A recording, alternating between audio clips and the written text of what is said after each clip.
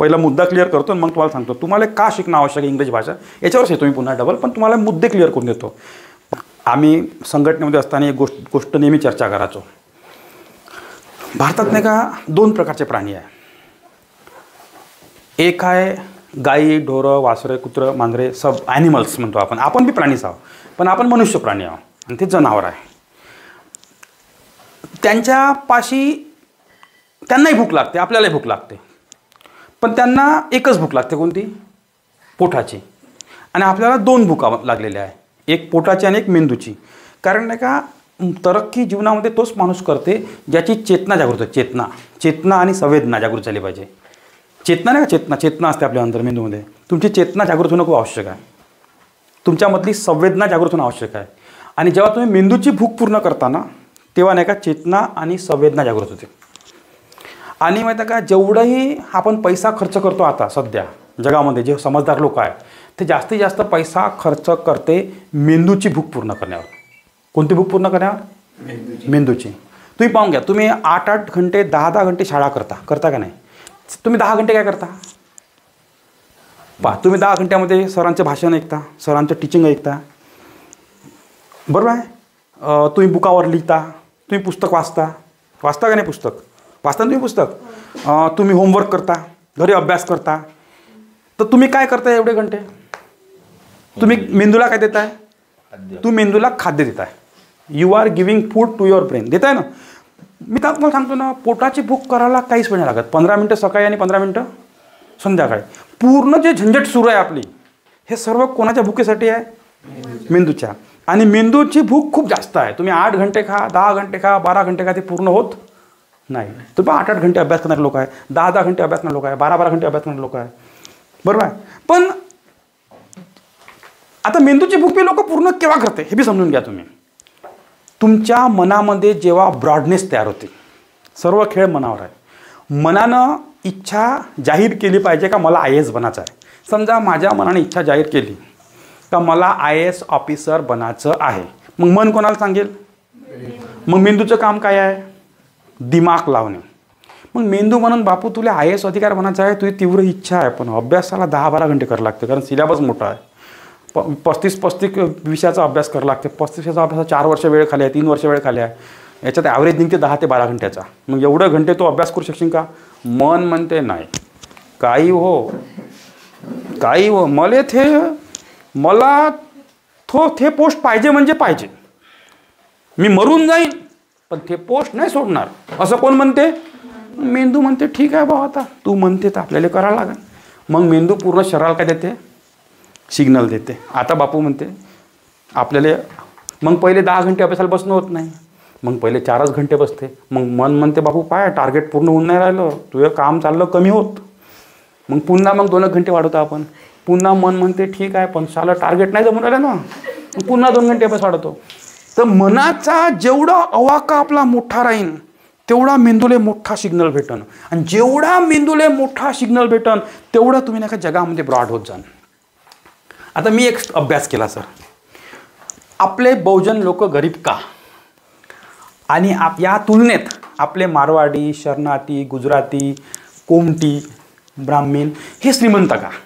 त्याच्यामध्ये 98% लोक श्रीमंत आहे. कसाही पोरगा पैदा हो तो अमीरच राहते. इथं साला कसाही ब्रिलियंट बी झाला पैदा तरी अमीर व्हायचे चान्सेस कमी राहते. असं कसं घडलं? How did it happen? याच्यावर मी थोडासा माझ्या लेवलवर अभ्यास केला. मला एक गोष्ट कळली, काहीच नाही आहे. मन तुम्ही म्हणता ना, मनामध्ये बी 2 प्रकार आहे. मनामध्ये किती प्रकार आहे?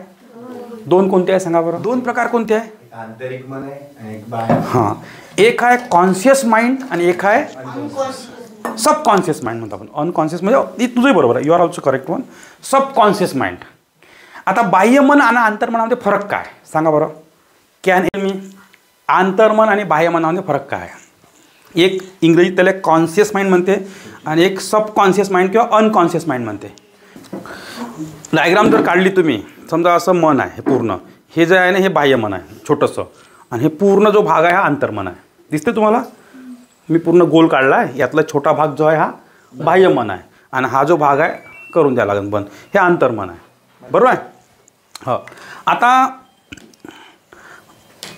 आपल्या बाह्य मनावर जे गोष्ट 100 वेळा हॅमर होते, 100 वेळा बंबार्ड होते, रिपीट होते, 100 वेळा बोलतो, ते गोष्ट नाही का काही दिवसांना आपल्या अंतर्मनात घर करून बसते आणि तेच आपलं व्यक्तिमत्व बनते. That is called our personality. तुम्ही म्हणाल कसं पहा, मी सांगतो. आता एक तुम्हाला मुद्दा म्हटलो तुम्ही, कोणता?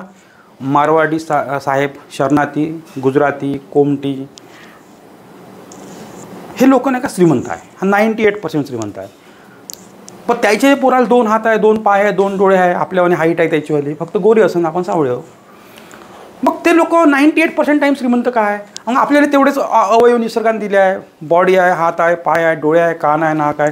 त्याचे डोळे जितक्या अंतरावरची वस्तू पाहू शकते तितक्याच अंतरावरची वस्तू आपले डोळे पाहू शकते. त्याच्या हातला 5 बोट आहे, आपल्या हातालाही 5 बोट आहे. त्यालाही शक्ती आहे, आपल्यालाही शक्ती आहे. आले वेळ तर आपले लोक 2-3 लोक मारू शकते. हे ताकद आपल्यामध्ये आहे. 2-3 आपण ठोकू शकतो, बरोबर आहे. हे ताकद आपल्यामध्ये आहे. आपण काही कोणापेक्षा कमी ना, गुस्सा जास्त आपल्याला येते, दिमाग जास्त आपला त्याच्यापेक्षा सरकते आहे ना. 2-4 लोकांना ठोकायची ताकद आपण ठेवतो, खूनही आपणच तो करतो, जेलमध्ये आपण जास्त जातो. एवढे उपद्रव आपण केल्यावरही आपण पैशावाले का नाही बनत? आणि ते उपद्रव न करताही पैसेवाले का बनते? हा एक विषय आहे का नाही? आहे का नाही? चालू 200-200 किलोमीटर टू व्हीलर आपण चालवतो, ते टू व्हीलरही जात नाही, फोर व्हीलर जाते. गड्डे कोण खोदतो? आपण खोदतो. रिक्षा कोण चालवतो? आपण चालवतो. आत्महत्या करायची हिंमत कोणामध्ये आहे? आपल्यामध्ये आहे. सर्वात रिस्क कोण घेतो? दारूचं विकणं म्हणजे रिस्क आहे, तरी आपण रिस्क घेतो. शेती करणं सर्वात मोठी रिस्क आहे जीवनातली. तेवढी मोठी रिस्क, त्याच्यापेक्षा मोठी रिस्क कोण घेऊन राहिलो? मग आपण पैशावाले का बनत नाही? कुठं प्रॉब्लेम आला? हर ठिकाणी आपण खतरनाक कामं आपणच करतो. आपल्या एवढे चॅलेंजिंग कामं ते नाही करत. स्वातंत्र्य संग्रामाच्या वेळेस नाही का जास्त लोक कोणाचे मेले? आपले. दंगलीमध्ये जास्त धर्म कोण वाचवतो? आपणच. कोणता मारवाडी मेला का धर्माच्या मोठ्या दंगलीमध्ये? याच्यात कोणता शरणार्थी, कोणता गुजराती, कोणता ब्राह्मणी नाही मेला? ब्राह्मणच्या वेळेस तुम्ही हळू कोण बोलता? मोठ्या बोलता. ब्राह्मणी नाही मेला आहे. ब्राह्मण शब्द हळू बोलते, मोठ्या बोलता. काय चिंता नाही आपल्याला. दहशत आहे बाबा इथे. मग नाही का आपण मागं का? आता मी तुम्हाला प्रॉपर सोल्युशन सांगतो, लक्षात घ्या तुम्ही. आता मुद्दा आला सोल्युशनचा. मी बोलता तुम्हाला कळत आहे ना? Are you getting my point? What I mean to say? आता तुम्हाला मुख्य मुद्दा नेतो. माहीत आहे का, आपल्या बाह्य मनावर नाही का हजारो वर्षापासून काही गोष्टी हॅमर झाल्या आहे. ते आपलं अंतर्मन बनलं आणि ते आपलं व्यक्तिमत्व बनलेलं आहे. कोणतं सांगतो मला? पहा, आपल्या घरी पहा वातावरण. बापू हिशोबान वाघ बरं, आपली परिस्थिती गरीब आहे. दुसरं, बापू पैसे का झाडावर उगते का? पैसे होय बाबू, हिशोबान वागा, सांभाळून घे, बरोबर आहे. तिसरं, जोखा खाले जन्मासी, तो ना मारे उपासी. का स्वतः लोड घ्यायचा आहे ना आपला?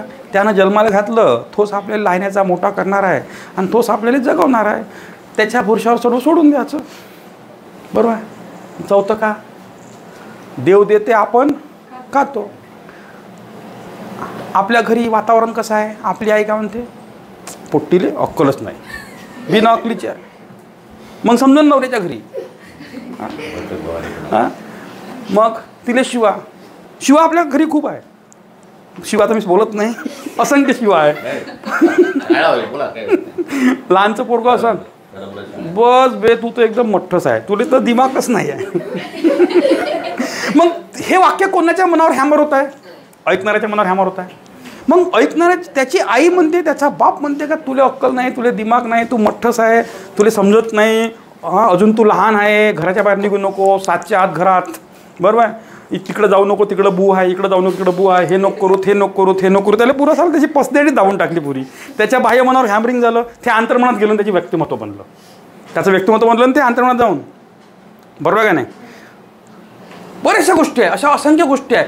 आता तुम्ही शिवाजी महाराज एक्झाम्पल, शिवाजी का घडला असं समजा मी वाक्यात बोललो. शिवाजी राजे, सामान्य घरचा मनुष्य, एवढा मोठा राजा, महान राजा कसा बनला? शिवाजी का घडला?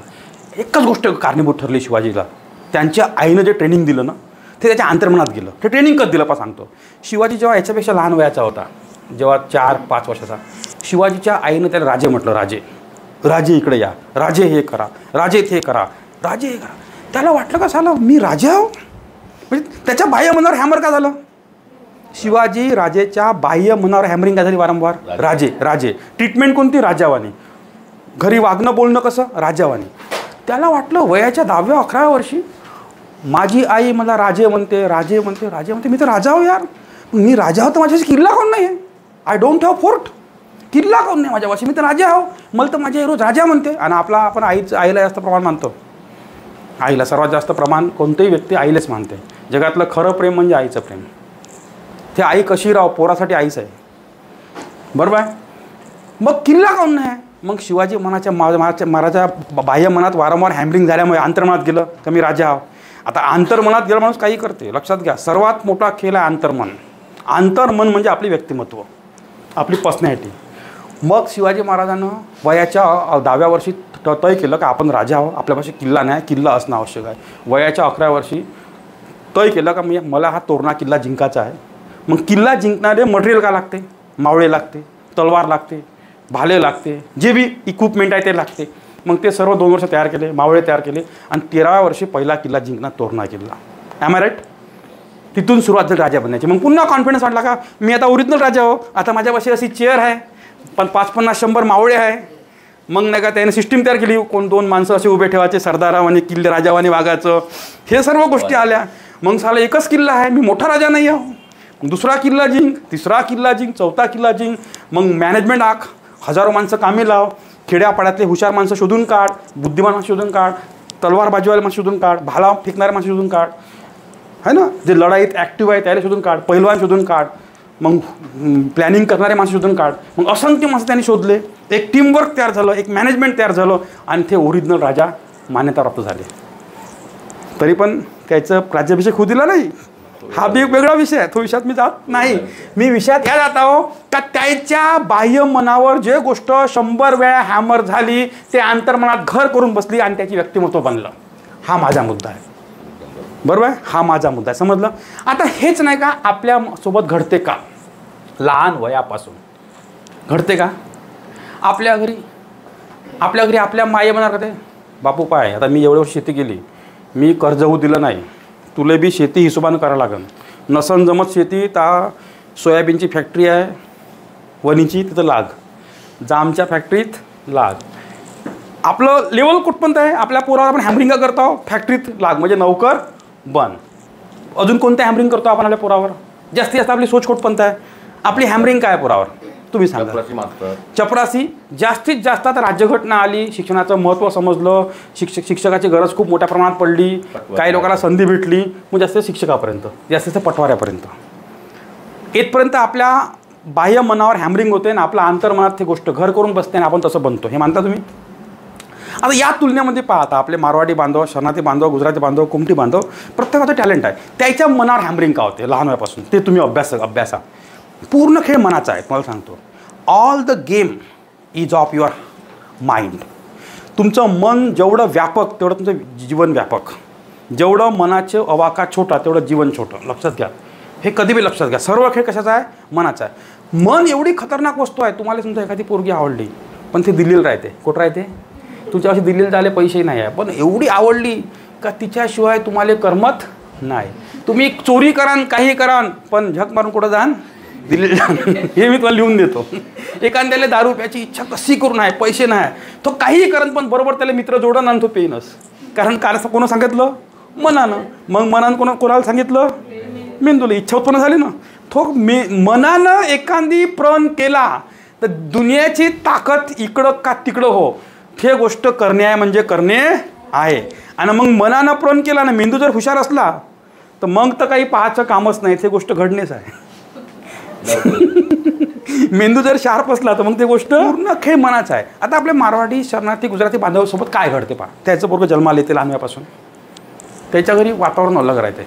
पहिला तर मुद्दा नाही का, आपल्या घरी पोरगं जन्माला तर माझ्या पोरात आमचा गुरु लोचन आहे, त्याने मी लोचा म्हणते माघरचे लोक, मग त्याला पहिलेच डाऊन करून टाकते. त्याला लोचन बाबू नाही म्हणत किंवा विश्वजित बाबू नाही म्हणत. तुझं नाव काय, सम्यक बाबू नाही म्हणत. मारवाड्याच्या घरी, शहराच्या घरी सम्यक बाबू इकडे या, पहिले सुरुवात आहे बाबू. मग त्याचा इज्जत कुठं वाढली? त्याच्या बाह्य मनावर का बंबाट झाला की बाबू आहो, म्हणजे त्याचे मनात फिलिंग झालं बाबू आहे. आपल्या बाबात गावात बी नाही का आपण काय म्हणतो, निर्वेद बाबू, सुई बाबू. राजू धोटेल का म्हणतो, राजू धोटे म्हणतो. राजू भाऊ धोटे नाही म्हणत. मला बी वांदे, आता मला वांदेले सर तरी म्हणते, नाही तर पहिले जगदीशी नाही म्हणे, जग्या म्हणे, जग्या शॉर्ट नेम. बरोबर आहे. ते आपल्यामध्येच आहे, ते आपल्यामध्येच आहे. त्याच्यात लहान वयापासून बाबू. बरोबर आहे. म्हणजे त्याच्या बाह्य मनावर प्रभाव झाला, मी बाबू आहो म्हणजे मी काहीतरी आहो, म्हणजे या सर्व लोकांपेक्षा मी वेगळा आहो. I am different than all kinds of people. Understood. दुसरं, लहान वयापासून त्याने डोळ्यानं का पाहिलेला आहे? बिझनेस, व्यापार, दुकान, पैसा, कंपनी, फॅक्टरी. त्याच्या घरी चर्चा कोणत्या गोष्टीच्या होते? व्यापाराच्या, पैशाच्या, बिझनेसच्या, आहे ना, मार्केटच्या, शेअर मार्केटच्या, म्युच्युअल फंडच्या, अप्स अँड डाऊनच्या, खरेदी विक्रीच्या, लेआउटच्या, बिझनेसच्या, हर प्रकारची चर्चा होते. पुस्तकाच्या, अभ्यास, त्याचे पोरं नाही का आजही सर्वात जास्त CA त्याचेच पोरं आहे. आजही भलाई तुम्ही हिंगणघाटमध्ये नाही का 10वी 12वी जास्त तुम्ही करता, पण सर्वात जास्त डॉक्टर त्याचेच आहे. आता हिंगणघाटमध्ये 11वी 12वी सर्वात जास्त कोणाचे पोरं करते? 11वी 12वी सायन्स आपले करते, बराडेचे. पण सर्वात जास्त डॉक्टर कोणाचे आहे? तुम्ही हिंगणघाट शहराचा इतिहास पहा, कोणाचे जास्त डॉक्टर आहे? सिंघवी, मरोठी, लाहोटी, मुखी, करवा, राखा, मानधनिया, कोठारी, ज्ञानचंदानी, तुळसकर. आता ठीक आहे, बराड्यामध्ये 5-10 डॉक्टर आले. आता आले म्हणजे राज्यघटनेहून आले, राज्यघटनेहून आले भाऊ. ते नव्हतं येत. ते राज्यघटना आता मरण तर ते नाही येणार, जिवंत आहे म्हणून सर्व ठीकठाक आहे. अरे गेटिंग माय पॉईंट. म्हणून तर मी तुम्हाला सांगतो, शेवटचं पर्व आहे, राज्यघटना सध्या जिवंत आहे. छातीले माती लावून अभ्यास करा. अभी नाही तो कभी नाही, डू ऑर करो नाही तो, हे पॉलिसी वापरा. हे जर पॉलिसी तुम्ही वापरण्यात नाकामयाब झाले, हे तुमची शिक्षणाची कदाचित शेवटची पिढी असू शकते. आमची 2री 3री पिढी होती, त्यानं राज्यघटना आली, त्याचा दिमाग सरकूनच आहे. ते राज्यघटना कन्क्लूड करायच्या मार्गावर आहे, एंड करायच्या मार्गावर आहे.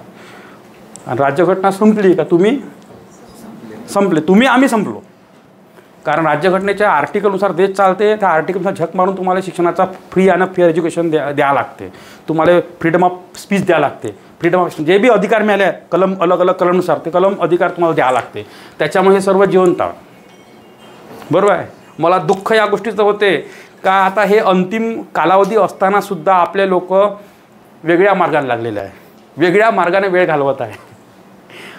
त्याला समजत नाही. ते लोक रात्रंदिवस मेहनत करत आहे, रात्रंदिवस मेहनत करत आहे. त्याला स्वतःले राजा ठेवण्यासाठी. मी असं नाही म्हणेन आपल्याला गुलाम करण्यासाठी, मी असं म्हणेन ते स्वतःले राजा बनवून ठेवण्याकरता आणि तुम्हाला गुलाम म्हणून, नौकर म्हणून, कामगार म्हणून, वर्कर म्हणून व्यक्ती वापरण्याकरता, तुम्हाला इक्विपमेंट, उपकरण म्हणून वापरण्याकरता ते प्रयत्न करत आहे. आणि तुम्ही तुमची रेष मोठी करा. त्याला विरोध नाही करायचा आहे, तुम्हाला फक्त त्याची रेष इथपर्यंत आहे. तुम्ही त्याच्या रेसला विरोध करून फायदा नाही, तुम्हाला त्याची मोठी रेष काढायची आहे. अशीच मोठी रेष बाबासाहेब आंबेडकरांनी काढली होती, रात्रंदिवस अभ्यास करून, मेहनत करून. बौद्धिक लढाई आहे, बुद्धीशिवाय लढली जाऊ शकत नाही, आणि बौद्धिक लढाई बुद्धीनंच लढली जाऊ शकते. आणि त्याकरता तुमच्याशी एकच साधन आहे, जास्तीत जास्त वाचन करणे, जास्तीत जास्त अभ्यास करणे, आणि आपल्या मनाचा अवाका व्यापक बनवणे. व्यापक. आता तुम्ही म्हणाल सर एक शेवटचा मुद्दा सांगा, तुम्हाला अंतर्मन बाह्यमन समजलं का? श्रीमंत कसा बनते समजलं का तुम्हाला? जे गोष्ट तुमच्या बाह्य मनावर वारंवार हॅमर होते ते तुमच्या अंतर्मनात घर करून बसते आणि ते तुम्ही बनता. मारवाडी बांधव, शरणार्थी बांधवाच्या मनावर वारंवार व्यापार, उद्योग, संस्कार, तसं बोलणं, वागणं, चालणं, उठणं, बसणं हॅमर झालं. म्हणून त्याला पैसे कमवणं कठीण नाही आहे. आणि पुन्हा पहिल्या पिढीनं जो बिझनेस उभा करून ठेवला, त्या पोराच्या डोळ्यानं नेहमी पैसा दिसला, नेहमी गल्ला दिसला, आणि जे आपल्या डोळ्यानं वारंवार दिसते ना ते आपल्या अंतर्मनात जाते, आणि तसंच आपण बनतो. तुमच्या घरी 4 IAS ऑफिसर राहू द्या, रात्रंदिवस तुमच्यासोबत उठा, बसा, घुमा, फिरा, तुम्ही 5वा आपोआप IAS नाही पण IASच्या खालचं काही ना काही बनताच. तुमच्या घरात राजकीय वातावरण राहू द्या, तुमच्या घरचे आमदार खासदार राहू द्या, तुम्ही त्या लेवलचं काही ना काहीतरी बनताच. हे कधी बी लक्षात ठेवायचं, कधी बी लक्षात ठेवायचं. जे तुमचं भविष्य का, असं जर प्रश्न कोणी मला विचारला की तुम्हाला विचारला, मी सांगेन तुमचे जे 5 मित्र आहेत ते कसे आहेत, आणि तुमच्या घरचं फॅमिली बॅकग्राऊंड कसं आहे, याच्यावर तुमचं भविष्य आहे. तुम्ही आत्ताही मी तुम्हाला सांगतो, तुम्ही नाही का तुमच्या लाईफमध्ये 5 ते 3 ते 2 मारवाडी मित्र बनवा, आणि रात्रंदिवस त्यांच्यासोबत राहा. तुम्ही केव्हा नाही केव्हा श्रीमंत बनणार आहे हे मी लिहून देतो. हे मी माझ्या अनुभवातून सांगतो. कसं सांगतो, हिंगणघाटमध्ये काही लोक असे आहे का जे मारवाड्याकडे नोकर राहिले, मारवाड संघ रात्रंदिवस राहिले, त्याच्या घराचे मेंबर बनले आणि मग तेच करोडपती बनले. असं एक्झाम्पल पंढरी कापसेचं आहे. आपल्या गावात एक चक्कीचं पीठ त्यांचं कुटुंब एवढी गरीब परिस्थिती होती. त्यांनी काही वर्ष मारवाड्याकडे नोकरी केली, नोकर राहिले, त्याने डावपेच शिकले, त्यासोबत वेळ घालवला, त्याला बिझनेसच्या आयडिया आल्या त्याच्याबद्दल सोबत राहू आणि ते सुद्धा नाही का आता मोठे बिझनेसमॅन बनले. याचा मालक आचल थुल साहेब आहे, ते त्यांचे मित्र शरणार्थी होते खास, त्यासोबत राहू ते बँकिंगचे मास्टर बनले. आज गावातली सर्वात टॉपची बँक त्याचीवाली आहे. तुमचे मित्र कोण आहे? तुमचे मित्र म्हणजे ते मित्र तुमच्या बाह्य मनावर कशाची हॅमरिंग करताय आणि अंतर्मनावर कसा परिणाम होत आहे याच्यावर मी तुमच्या नाही का भरपूर काय डिपेंड करते. मी तुम्हाला शर्यत लिहून देतो, तुम्ही फक्त 2-3 मारवाडी मित्र ठेवा तुमच्या आयुष्यामध्ये. शर्यत बांधतो तुम्ही गरीब राहतो, शर्यत आपली तुम्हाला.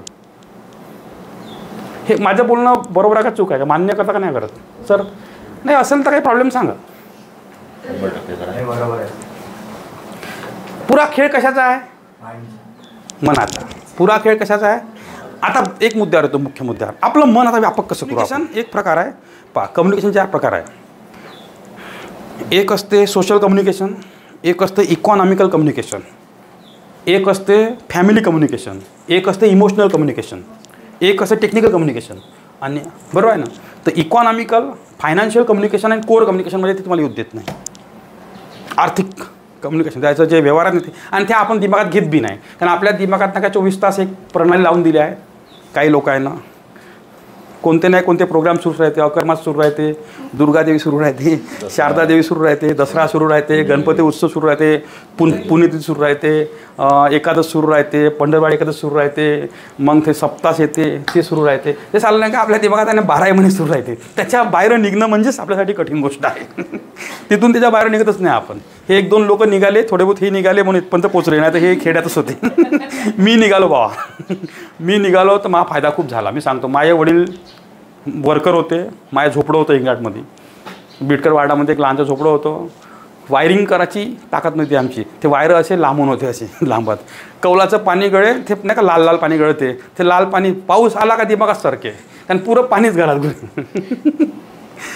पण नाही का ज्या दिवशी मला समजलं का साला हे फालतूगिरी आहे, आपण हे विषय खतम करायला पाहिजे ना, कामी लागायला पाहिजे, मुद्द्याचं काम ना कामाचं काम करायला पाहिजे. आज बिडकर वाडामध्ये माझे 3 मोठे मोठे मकान आहे. आज 1 करोडचं मी कॉम्प्लेक्स आणि लॉज बांधलं, बरोबर आहे, आणि हायवेवर. आणि आत्ता इथून मला वाटतं की मी खूप मोठा बिझनेसमॅन बनलो पाहिजे. आणि माझं पावलं आता त्या मार्गाने चालू आहे. मी वारंवार प्रयत्न करतो माझे मारवाडी मित्र बनले पाहिजे म्हणून, मी वारंवार प्रयत्न करतो माझे शरणार्थी मित्र बनले पाहिजे म्हणून, त्याच्यासंग वेळ घालवला पाहिजे म्हणून, आणि उच्च खास लोकात राहिलो पाहिजे म्हणून, त्याचे डावपेच शिकलो पाहिजे म्हणून मी वारंवार प्रयत्न करतो. ठीक आहे, ते लेवल माझी अजून बनायची आहे, कारण माझा मनाचा हवा का त्या लेवलवर मोठा बनायचा आहे. मग ते माझे खास मित्र बनू शकून नाही राहिले. मग मी पुन्हा एक दुसरा दिमाग लावला. कोणता लावला सांगा बरं? तुम्हाला बी तो दिमाग लावायचा आहे. आता कोणता दिमाग लावायचा आहे सांगा बरं? लावान का तुम्ही? मी बहुत जीव ओतून बोलत आहो बरं, राजूभाऊचा क्लास असल्यामुळे. म्हणजे आमची शाळा, आपलाच क्लास आहे तो, राजूभाऊचा नाही तो. सॉरी, तो माझाच क्लास आहे, आपली शाळा आहे ते सर्वाची. तर तुम्हाला कोणता दिमाग लावायचा आहे सांगा बरं? कोणता दिमाग लावायचा आहे का तुम्हाला? आता तुमचे तर बनणार नाही ते मित्र, बरोबर आहे, पण तरी पण तुम्हाला तर बनायचं आहे मोठंच. आता इथून पुढं गेलं ते पावलं, तुमचं जेवढं वय गेलं तेवढं. आता इथून पुढं का करा तुम्ही? ज्या से सबेरा हो गया वहाँ से दिन सुरू हुआ. इथून पुढं काय कराल तुम्ही? काहीच नाही. तुम्हाला एक परफेक्ट उपाय सांगतो जो मी फॉलो करतो. तुम्हाला वाचन करता येते? सर्वात पहिले तर इंग्रजी वाचणं शिका. 4 महिने 6 महिने माझ्या क्लास लिहा, मी तुम्हाला शिकून देतो, बरोबर परफेक्ट शिकून देतो. तुम्ही माझे 3-4 व्हिडिओ चॅनल आहे, एज्युकेशनल हाईट ना चॅनल आहे, लिहून ठेवा बुकात तुमच्या एज्युकेशनल हाईट. यूट्यूबवर घरी सर्च करा, EDU CA TIONAL HEGI हे जे हाईट HEIGST हे चॅनल आहे. दुसरं चॅनल लिहा इंग्लिश विथ जगदीश कुमार लिहा. इंग्लिश विथ जगदीश कुमार एक चॅनल आहे आपलं. ENGLISHWITH आणि जगदीश कुमार. सांगतो तुम्हाला, तुमचा फायदा मी करून देतो, घाबरू नका. प्रत्येक गोष्ट उत्तर देतो. ज्या गोष्ट उत्तर देण्यात मी नाकामयाब झालो, मला सांगा सर हे उत्तर दिलं नाही, मी देतो उत्तर.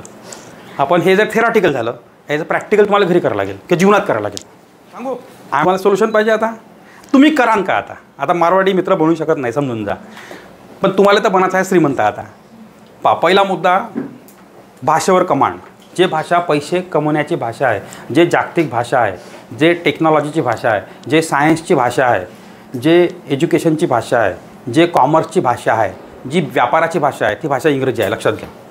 कोणी काही म्हणो, हे राजकीय लोक तुम्हाला मूर्ख बनवून त्याच्या आहारी जायचं नाही. Don't go. तुम्हाला जागतिक भाषेवर कमांड घेणं आवश्यक आहे, कारण त्या भाषेमध्ये जगातल्या सर्व बिझनेसेस, टेक्नॉलॉजी अवेलेबल आहे. बरोबर आहे. आणि त्या भाषेवर कमांड घेणं काही खूप मोठा विषय नाही आहे. 6-7 महिन्याचा विषय आहे.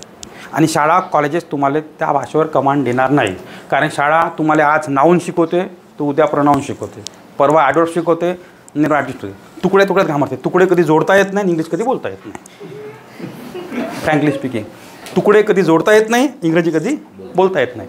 तुम्हाला शिकवा कसं लागते त्याची टेक्निक आहे. ती टेक्निक आता 24 वर्षापासून मी शिकवत आहोत.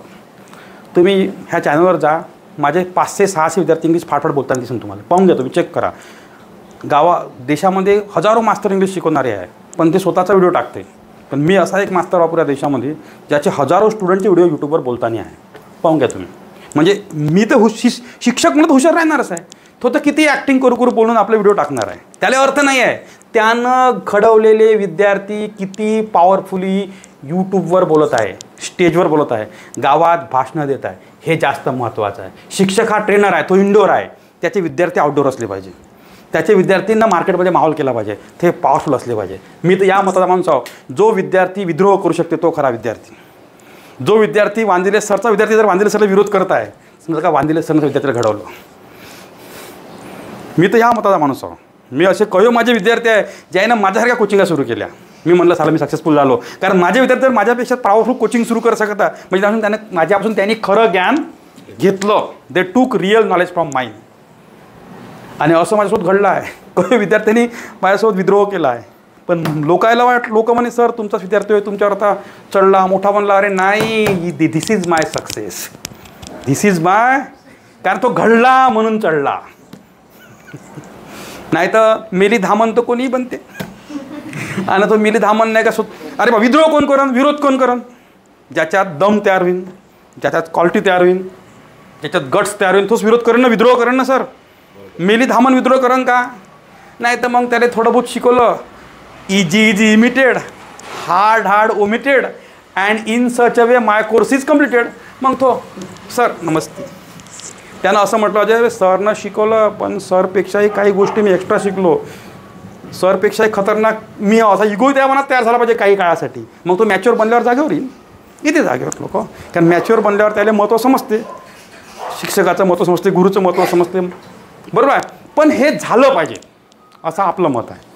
बरोबर आहे. म्हणून पहिले तुम्ही काय शिका, इंग्रजी शिका. शाळा कॉलेज तुम्हाला शाळा कॉलेजचा त्याचा ज्यानं सिलेबस तयार केला त्याचा एमच नाही आहे तुम्ही परफेक्ट शिकले पाहिजे म्हणून.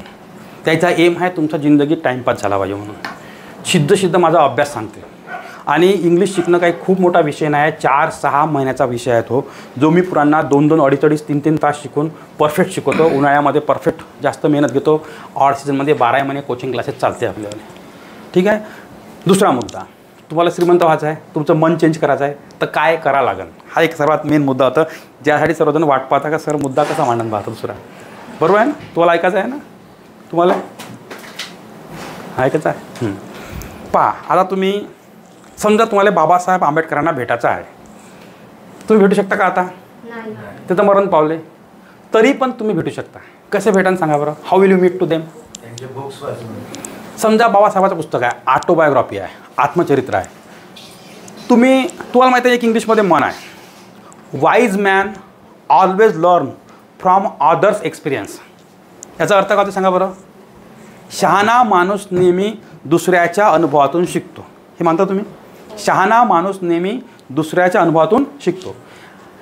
कारण कसं आहे, जीवन छोटं आहे. Life is so small. जीवन हे खूप मोठं आहे का? नाही. खूप कमी कालावधी आपल्याला जीवनात जगण्याकरता भेटलेला आहे. आपल्याला 60-70 वर्ष मिळाले आहे, त्यातले 20 वर्ष आहे झोपण्यामध्ये.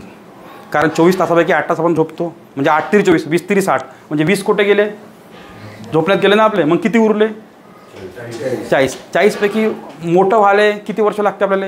पूर्ण 17, म्हणजे आपली उंची, वय, वजन वाढाले 18-17 पकडा. मग 15-17-18 तिथं गेले, किती उरले? 20-25 वर्ष उरते आपल्यापाशी. आता एवढ्या कमी वर्षात आपल्याला दिवा लावायचा आहे, आपलं साम्राज्य उभं करायचं आहे. आता हे दिवा लावू कसा आपण? साम्राज्य उभं कसं करू आपण? त्याच्यातही साला इंडिया होय. इंडियामध्ये नाही का 365 दिवसापैकी 100 दिवस तर आपल्या तेवढाच जाते. आपण एवढे डोक्यावर घेतो तर त्याची हद नाही. आपला साला मला तर कधी कधी हसा येते यार, वाईट वाटते. माझ्या आजूबाजूला काही माझ्या वयाचे, माझ्यापेक्षा कमी वयाचे, तुमच्या वयाचे, त्या वयाचे मित्र परिवार दिवसभर टाईमपास करताना दिसते. मला कधी कधी वाईटही वाटते ना, हसा येते. आणि ते माझ्यावर हसते. पैसा सोंगण्याकरता येतं सर. आपण आपला वेळ वाचवला तर आपण 4 पैसे एक्स्ट्रा कमवले तर आपण एन्जॉय बी करत आहो ना. आपण गाड्या घोड्यानं घुमत यावं ना. आपण आदेशान बिल्डिंगमध्ये राहत बी आहो ना. अदेश विदेश घुमत यावं ना आपण. ही तुम्हाला करत, हे नाही करत ना. गली का कुत्ता था, गली में ही पैदा हुआ, गली में ही मर गया. पहिले गली में मरा, दुसरे गली को पता नाही चला. मग कधी आपल्या गावात एखादी माणूस मरते का त्या गल्लीत, आपल्याला माहीतच नाही पडत. आपण दुसऱ्याला मेला तर माहिती नाही पडलं.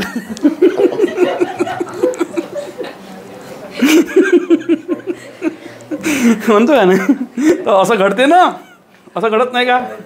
असं घडते ना. म्हणून आहे ना, आपल्याला काहीतरी बनायचं आहे. आता दुसरं म्हणतात, बाबासाहेब आंबेडकरांना आपण भेटू शकत नाही, पण त्याचं जर ऑटोबायोग्राफी जर आपण वाचली तर त्याच्या जेव्हा 8-10 दिवसातून वाचू, 10 दिवस लागेल, तर त्याचा पूर्ण संघर्ष, त्याचं जीवन, त्याचं एज्युकेशन, त्याची मेहनत, त्याचा आत्मविश्वास, त्याच्या लढाया, त्यानं घेतलेला प्रण, त्याचं डिटर्मिनेशन, त्याचं क्षमता, त्याचं हार्डवर्क हे माहीत पडेल. म्हणजे त्याचे गुण कोणामध्ये येईल? काही ना काही आपल्या मनामध्ये येईल. आणि आपण कंटिन्यू 15 दिवस चिंतन करतो आहे पुस्तकावर. ते पुस्तक वाचायला 15 दिवस लागेल, कोणाला 1 महिना लागेल. म्हणजे 1 महिना तुम्ही कोणासोबत वेळ घालवत आहे? मग तुमची माइंडसेट कसा बनेल? त्याचे जे लाईफस्टाईलनुसार तुम्हाला काही तर कन्सेप्ट शिकायला भेटेल, काही तुमच्या मनात उतरेल. मग तुम्ही तशा माइंडसेटचे बनाल की नाही? तर तुम्ही त्याला फॉलो कराल. तुम्ही त्या लेवलचं संघर्ष, त्या लेवलचं लाईफस्टाईल शिकले, तुम्ही हार्डवर्क करणं शिकले. मग तुम्हाला वाटेल की बाबासाहेब 18 घंटे अभ्यास करे, मेहनत करे, एवढा स्ट्रगल करे, एवढे आंदोलन केले, त्याच्यात फुल नाही फुलाची बाकी तुम्ही काही ना काही तर करा. तुम्ही चेंज झाले, पण तुम्हाला पैसा खूप कमवायचा असेल, तुम्हाला बिझनेस बनवायचा आहे, मराठीचे मित्र बनणार नाही. पण तुम्ही धीरुइझम नावाचं पुस्तक आहे, रॉबर्ट किवासाकीचे पुस्तक आहे बिझनेसवरचे, रिच डॅड पुअर डॅड आहे ना, कॅश फ्लो ऑफ मनी आहे, सायकोलॉजी ऑफ मनी आहे, हे तर यानं एक पुस्तक आणलं श्रीमंतीचे गुपित, हे एक पुस्तक आहे मराठीमध्ये आहे. सायकोलॉजी ऑफ मनी खतरनाक पुस्तक आहे, पुअर डॅड खतरनाक पुस्तक आहे, द इंटेलिजंट इन्व्हेस्टर नावाचं पुस्तक आहे, पीटर डकरचे पुस्तक आहे, मार्केटिंगवर पुस्तक आहे ना. पीटर डकर हा एमबीएचा भाषा मानला त्याला एज्युकेशन क्षेत्रातला पीटर डकर आहे. असे काही लोक आहे. समजा त्या लोकांनी समजा तुम्ही वेळ घालला, त्याचे पुस्तकं वाचले तुम्ही, समजा तुम्ही या पुरानं रिच डॅड पुअर डॅड वाचलं, त्याचा पहिला फायदा माहिती काय होईल का? हे पकडून पुअर डॅड आणि एक रिच डॅड. पुअर डॅड म्हणजे माझेवाले डॅड, जे फक्त नोकरीपुरता विचार करे, कंपनी, नोकरी आणि घर आणि शेतीवाडीनं आपलं ते सण उत्सव त्योहार. मग रिच डॅड विचार कसा करे, रिच डॅड बँकले कसे हँडल करे, रिच डॅड टॅक्स कसा वाचवे, रिच डॅड पैसा कसा खेळवे, रिच डॅड रिअल इस्टेटमध्ये कसा इन्व्हेस्ट करे, रिच डॅड प्रॉपर्टीला कसा मॅनेज करे. मग याच्या दिमागात कोणते गणित येईल? सारा म्हणून आपले वडिलाचं गणित इथपर्यंत ठेवावं, आता आपण यायला फॉलो करावं. म्हणजे याचा दिमाग का झाला थोडासा, कारण काय यानं कुठं वेळ घालवला? रिच डॅडसोबत वेळ घालवला ना. मग यानं दुसरं पुस्तक वाचलं, कोणतं? द इंटेलिजंट इन्व्हेस्टर नावाचं पुस्तक वाचलं, बरोबर आहे ना. त्या पुस्तकामध्ये मग याला 4 कन्सेप्ट भेटले. 4 कन्सेप्ट कोणते भेटले? समजा आता हे चार्ट आहे ह्यावाला, याच्यामध्ये सेल्फ एम्प्लॉई, हां सेल्फ एम्प्लॉई, याच्यामध्ये सेल्फ एम्प्लॉई, याच्यामध्ये एम्प्लॉई, याच्यामध्ये बिझनेस, याच्यामध्ये इन्व्हेस्टमेंट, असे 4 भाग आहे. एम्प्लॉई बनणारा माणूस हा करोडपती नाही बनू शकत. सेल्फ एम्प्लॉय म्हणजे कोण? स्वतःचं दुकान खोलणारा. जसं मी ट्युशना घेतो, मी सेल्फ एम्प्लॉय आहो, मी एकटाच शिकवतो आणि एकटाच 4 पैसे कमवतो, माझे काही खूप ग्रोथ होणार नाही. एकटा जास्तीत जास्त 1 लाख कमी, जास्तीत जास्त 2 लाख रुपये कमी, एकटाच कमवतो मी. पण मी बिझनेस टाकला, बिझनेसमध्ये मी 100 लोकांना कामावर ठेवलं. मी असा एक प्रॉडक्ट तयार केला, 100 लोकांच्या माझ्यावरून तो सेल करता मार्केटमध्ये, तो प्रॉडक्ट मॅन्युफॅक्चर करता. 100 लोकांपासून मी 100 लोकांना मी 500 रोज देतो आणि त्याच्यामुळे 700 रुपये 200 रुपये एक्स्ट्रा कमवतो. 200 रुपये एकापासून एक्स्ट्रा कमवले. 200 रुपये गुणला 100 लोक किती झाले? 20,000 रोज कमवला मी. म्हणजे मी बिझनेसमॅन बनल्यावर जास्त कमवीन आणि 100 लोकांना नोकरीवर ठेवीन. त्याच्यापेक्षा एक 4था नंबरचा माझा कन्सेप्ट आहे की मी इन्व्हेस्टर बनलो. म्हणजे मला घर बसल्या पैसे कमवायचे आहे, मला कामच नाही करायचं आहे, तरी मला करोडपती राहायचं आहे. मग मी काय करीन? मी समजा मग मी इकडं प्लॉट, तिकडं प्लॉट, इकडं शेती, तिकडं शेती, इकडं किरायाचे घरं, तिकडं किरायाचे घरं, इकडं म्युच्युअल फंड, इकडं शेअर मार्केट इन्व्हेस्ट करून ठेवीन पैसे आणि त्याचा पुढे अभ्यास ठेवीन. परफेक्ट. समजा मी 2015 5 लाखाचा प्लॉट घेऊन ठेवला, तो 2025 नाही का 40 लाखात झाला. म्हणजे मी किती कमवले? मी काही काम केलं का? मी घर बसल्या कमवलं. समजा मी आता लॉजनं कॉम्प्लेक्स टाकलं, मी 4 माणसं कामावर ठेवून दिले, 4 कॉम्प्लेक्स दुकान 10-8 हजाराने किरायाने दिले, लॉजमध्ये 2-3 माणसं ठेवून दिले आणि ते बरोबर मॅनेजमेंट आली, तिथून 1 लाख रुपये महिना येतात, इकडून 1 लाख इकडं 30,000, म्हणजे 1,30,000 महिना मी काम करत आहो का? फक्त मॅनेजमेंट तयार केली, पैसे इन्व्हेस्ट केले, पॅसिव्ह इन्कम बनवली, रेंटल इन्कम बनवली. मी फक्त देश विदेश घुमत राहीन, पैसा आपोआप अकाउंटमध्ये येत राहीन. देश विदेश घुमत राहायचं, पैसा अकाउंटमध्ये येत राहते. ना देश विदेश घुमण्यापेक्षा माझा समाज गरीब आहे, माझा समाज मागासलेला आहे, समाजात जाऊन भाषण देत राहीन, लोकांना कन्व्हिन्स करत राहीन, लोकांना सांगत राहीन पैसे कसे कमवायचे. कारण मी प्रॅक्टिकल करून आहो ना, तर माझ्या बोलण्यामध्ये काय राहीन?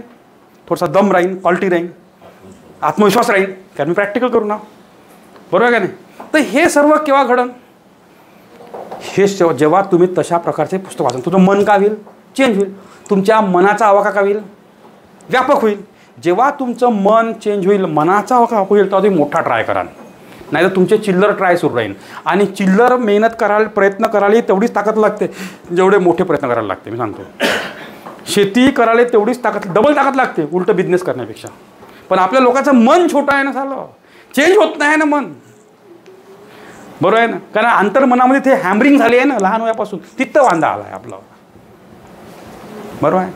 मी आता कोचिंग चालवतो, मी निर्णय घेतले काही आता बहुत निर्णय चेंज केले सर माझेवाले. मी म्हणजे 2 वर्षापूर्वीचे वांद्रे सरचे निर्णय आणि आताचे निर्णय यात काय खूप मोठी तफावत राहणार आहे. आणि ते तफावत तुम्हाला प्रॅक्टिकली आता नाही दिसणार, 2-4 वर्षांना पुन्हा दिसन. आता दिसणं सुरू झाली आहे, पण 2-4 वर्षांना पुन्हा दिसणार. मी पूर्ण निर्णय चेंज केला. मी त्याला शिकवण्याच्या टेक्निकही पूर्ण चेंज करून टाकल्या. मॅक्झिमम पोराला बिझनेसवर शिकवायचा आता.